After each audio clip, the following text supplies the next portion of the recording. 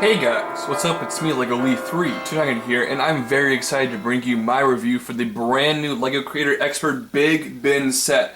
This set retails for about $250, ages 16 plus, and it has a whopping 4,163 pieces, and here is the box for the set. Obviously this set is not really minifigure scale, so we can kind of just jump into the main piece here, and that is Big Bin itself, and big. That's a very important word with this set because it really lives up to its name. When I said big, I meant so big that it actually does not fit in my studio. You can start to see the wall behind my white backdrop. This thing is so tall that it legitimately will not fit in my studio, and making a thumbnail for this is not going to be fun. Now, I'm going to do a quick size comparison here, and I'm throwing up some air quotes behind the camera because there really isn't much of a comparison. Here is the LEGO General Hux minifigure from Star Wars, and you can see that the minifigure is pretty petite next to Big Bin. And then here is the Big Bin architecture set, which is a decent size architecture set that costs about $30 US. And I'm going to slide it into the corner right there, and it hardly even comes up to the roof of the smaller lower level of this thing, let alone the tower here, like I said, that can't even fit in my studio. Okay, enough about the size. I'll stop focusing on that for now. We can take a close look at the smaller details of this set, starting at the very bottom. Mostly it's just green studs that you see. There's a nice little sidewalk area which is pretty nicely detailed, and towards the back there's a little sliver of the river which is pretty cool. You also have a nice tree build using some of the newer Friends pieces that can attach 6 flowers on the end, and they actually use 6 of those particular pieces to build a micro-scale tree that I think looks brilliant in design. Moving it around towards the tower area, you can kind of see on the other side here, there's actually some very cool little details. I actually was missing one of the lamppost pieces in my set, unfortunately, but the details over here are pretty cool and accomplished pretty nicely with some nice little greebles and good uses of those little teeth pieces. Here we have the main wall design for Big Bin. And in one aspect, I kind of hate this wall. Why? The build in particular. The build here was ridiculously tedious, and I mean ridiculously tedious. It actually legitimately featured times where it would tell you to put a 1x1 brick on top of another 1x1 brick times 25.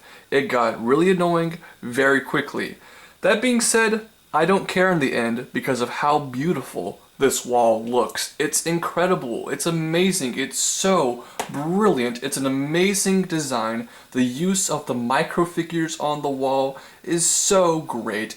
Everything about this wall I just absolutely adore. You also have the shorter tower off to the left side of Big Bin right here that features some of the more ornate designs in this set. I adore the use of the upside down torch pieces to make those columns on all 4 sides.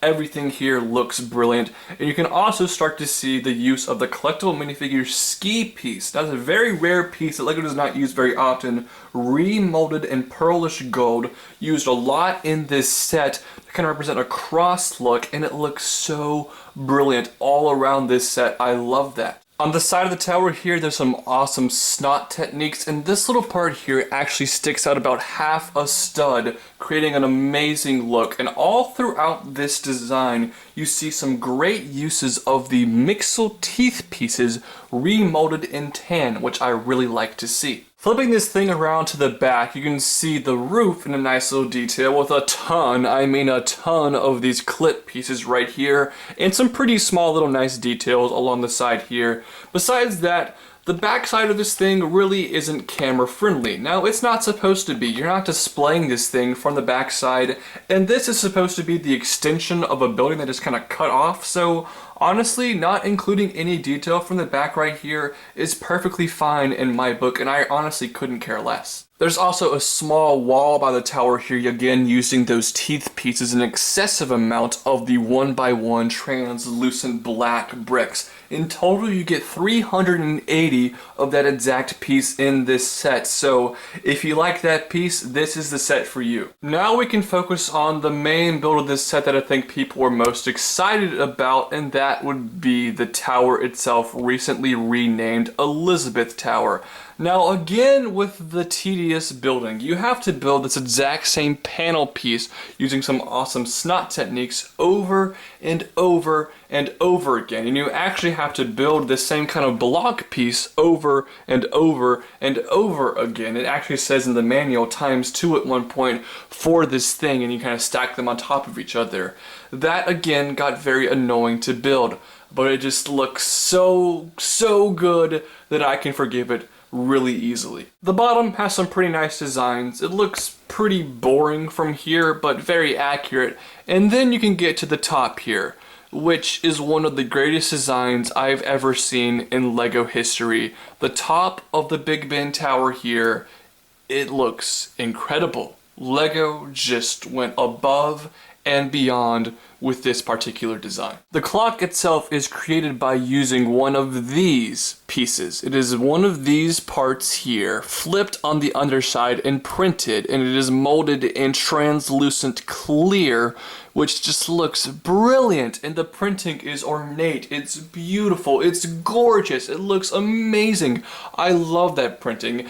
And then the clock hands are created by using some LEGO City tool pieces, which is such a creative use of parts. I absolutely love that. Moving up Elizabeth Tower, you can see here it's not quite as exciting with so much gray, but all of the gold does add a little bit of pizzazz to the whole design, and they use a ton of the flower piece right here molded in pearl gold, and it looks really good. Surprisingly, with this set, LEGO actually incorporated a couple of sort of play features. You can actually remove the entire top of Big Ben right here to reveal, well, Big Ben, the bell itself. It's kind of hard to see because it's so dang tall, but I will show you by kind of prying out the bell itself here. This is the Big Ben build. Big Ben, if you guys don't know, is the bell in Elizabeth Tower.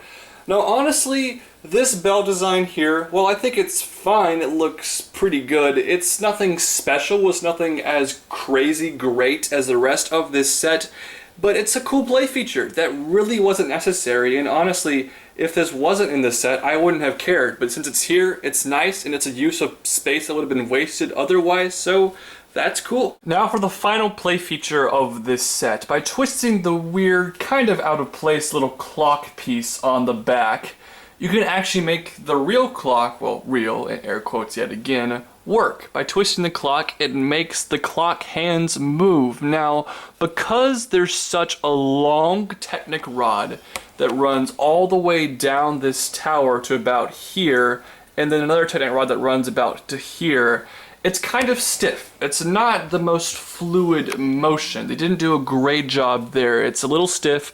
It doesn't move perfectly, but it does work, and it's pretty cool, and honestly, it didn't affect the look of Big Ben here at all. The thing still looks the exact same, but they were able to incorporate a play feature, which is just super cool, and I love being able to adjust the time, which is awesome. So you can make it whatever time you want, and that is really cool, so I really appreciate that about this set. As I struggle to fit this incredible set into my frame, this is one of the greatest LEGO sets of all time, in my opinion. The design is incredible. Everything just looks so amazing, and despite costing $250, which is a steep price to pay for any LEGO set, this thing manages to feel worth it in every way possible. For starters, it has 4,163 pieces, making it somewhere around 6 cents per piece. And while there's lots of small pieces, 6 cents per piece is unheard of. And 4,000 plus pieces is ridiculously uncommon with any LEGO set. It's only happened a very slight number of times in the past, so this is something special, and it's a great value. The design here is also just brilliant all around. It just looks so dang good, and the clock printing is awesome. The small little features they threw in here and there is great. The building experience, while everything was kind of tedious to build at times, I don't care, because it's so worth it because of how good this thing looks. Big Ben here is the best set that I have built in a very long time.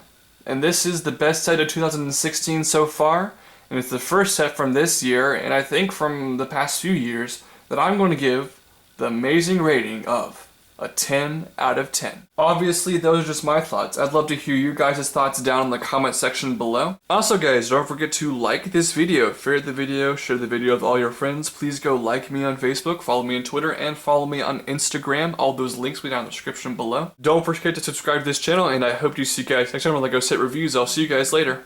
Bye.